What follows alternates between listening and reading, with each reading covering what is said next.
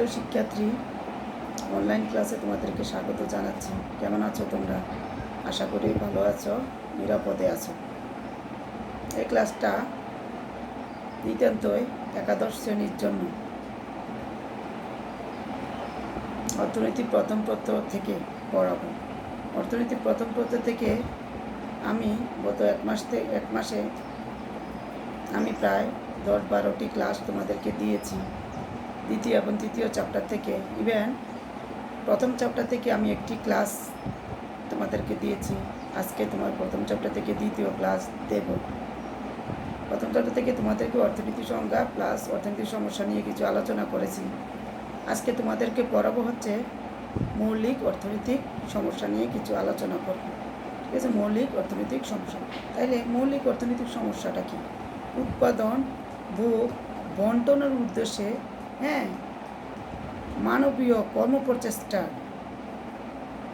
মাধ্যমে যে অর্থনৈতিক সমস্যার সৃষ্টি হয় তাকেই বলা হয় মৌলিক অর্থনৈতিক সমস্যা। আবারও বলছি, উৎপাদন ভোগ বন্টনের মানবিক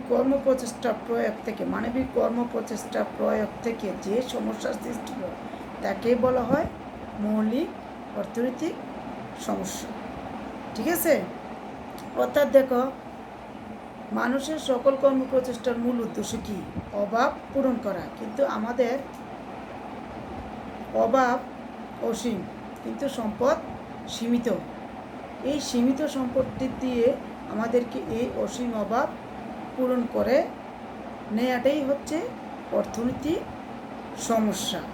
ঠিক আছে, তাহলে এটি হচ্ছে আমাদের অর্থনৈতিক সমস্যা। অর্থাৎ সম্পদের অসীমতা এবং সম্পদের স্বল্পতা, অর্থাৎ অভাবের অসীমতা এবং সম্পদের স্বল্পতার জন্যে মানব জীবনের মৌলিক অর্থনৈতিক সমস্যাটার সৃষ্টি হয়।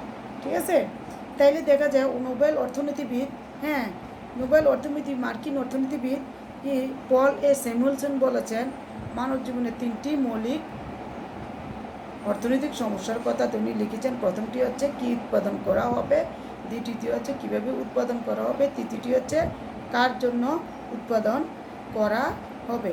এই 3টির কথাই তুমি বলেছেন। এগুলো কি? মানব জীবনের মৌলিক অর্থনৈতিক সমস্যা।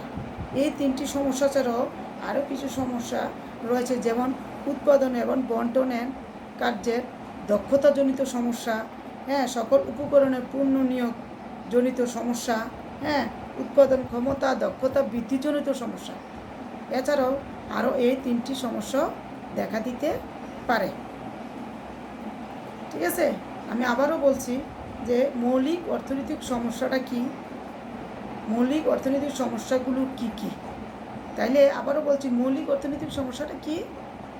উৎপাদন ভোগ এবং বন্টনের মানুষের সকল কর্মপ্রচেষ্টা প্রয়োগ থেকে যে সমস্যার সৃষ্টি হয় সেটি হচ্ছে মৌলিক অর্থনৈতিক সমস্যা। অর্থাৎ মানুষের সকল কর্মপ্রচেষ্টার মূলে রয়েছে কি রয়েছে? মানুষের সকল কর্মপ্রচেষ্টার মূল লক্ষ্য কি? আমাদের অভাবটা পূরণ করা। কিন্তু আমরা কি সব অভাব পূরণ করতে পারি? সকল অভাব একসাথে পূরণ করা যায় না। ঠিক আছে, যে অভাবটা প্রয়োজনীয় সে অভাবটাই আমাদেরকে আগে পূরণ করে নিতে হয়। ঠিক আছে, তাহলে আমাদের অভাব অসীম কিন্তু সম্পদ সীমিত। এই সীমিত সম্পদ দিয়ে আমাদের এই অসংখ্য অভাবটা পূরণ করে আমাদেরকে নিতে হয়। ঠিক আছে, এরপরে দেখা যায় নোবেল অর্থনীতিবিদ পল স্যামুয়েলসন বলেছেন যে মানব জীবনে 3টি মৌলিক অর্থনৈতিক সমস্যা রয়েছে। তাইলে কি এগুলা? কি উৎপাদন করা হবে, কিভাবে উৎপাদন করা হবে, কার জন্য উৎপাদন করা হবে। তাইলে এগুলো হচ্ছে আমাদের মৌলিক অর্থনৈতিক সমস্যা। ঠিক আছে, তাইলে এগুলো থেকেও আরও কিছু সমস্যা বের হয়। আরও কিছু সমস্যা যেমন উৎপাদন কার্যে জনিত উৎপাদন বন্টন কার্যে জনিত সমস্যা, সকল উপকরণের পরিপূর্ণভাবে ব্যবহারজনিত সমস্যা, এরপরে হচ্ছে উৎপাদন ক্ষমতাজনিত সমস্যা। এগুলো হচ্ছে আমাদের আরও কিছু সমস্যা। ঠিক আছে, এই সমস্যাগুলো থেকে সৃষ্টি হয়। প্রথমে আমাদেরকে জানতে হবে কী উৎপাদন করা হবে, এটা একটু সামান্য একটু বিশ্লেষণ করবে। তাহলে দেখা যায় সমাজে প্রতিটি মানুষের বিভিন্ন দ্রব্যের বিভিন্ন পরিমাণ চাহিদা অনুভব করে, বিভিন্ন দ্রব্যের জন্য বিভিন্ন দ্রব্যের চাহিদা অনুভব করে। তাই সমাজের প্রতিটি ব্যক্তিকে কী কী দ্রব্য কী পরিমাণ উৎপাদন করা হবে, প্রথমে তার নির্ধারণ, কী কী দ্রব্য কী পরিমাণে উৎপাদন করা হবে তা প্রথমে মানুষকে আগে নির্ধারণ করে নিয়ে যেতে হবে। ঠিক আছে? তাহলে এই সমস্যার সমাধানের জন্য প্রথমে আমাদেরকে সমস্যা নির্ধারণ করে নিতে হবে। তাহলে কী কী দ্রব্য কী পরিমাণে উৎপাদন করতে হবে তা নির্ধারণ করতে হবে। ঠিক আছে? অনেকটা এটা সুযোগ ব্যয় মতো, মানে একটি উৎপাদন বাড়াইতে হলে আরেকটি উৎপাদন আমাদেরকে ছেড়ে দিতে হবে। সেটা আমাদেরকে কী উৎপাদন করা হবে বিশ্লেষণ। এরপরে আমাদের আসবে কিভাবে উৎপাদন করা হবে।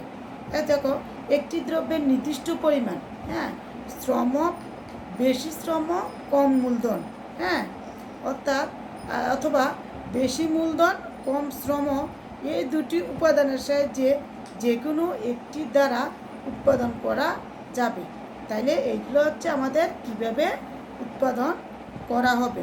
অর্থাৎ দ্রব্যটি, যে কোনো একটা দ্রব্য, ধরো শ্রম এবং মূলধন, দুটা দ্রব্য, শ্রম এবং মূলধন, এই দ্রব্যটি কোন পদ্ধতিতে উৎপাদন করা সুবিধাজনক হবে তা স্থির করার জন্য আমাদেরকে প্রথমে একটা আপেক্ষিক একটা দাম আমাদেরকে বিবেচনা করে নিয়ে যেতে হবে।